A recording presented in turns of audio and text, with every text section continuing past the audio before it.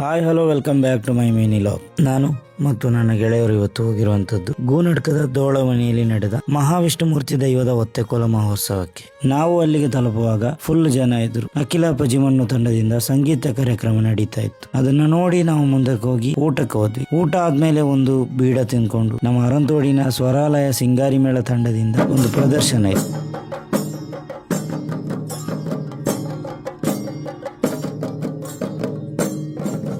ಅದು ಮುಗಿದ ಕೆಲವೇ ಕ್ಷಣಗಳಲ್ಲಿ ವಿಷ್ಣುಮೂರ್ತಿ ದೈವದ ಕುಳಿಚಾಟ್ ಕಾರ್ಯಕ್ರಮ ಪ್ರಾರಂಭವಾಯಿತು.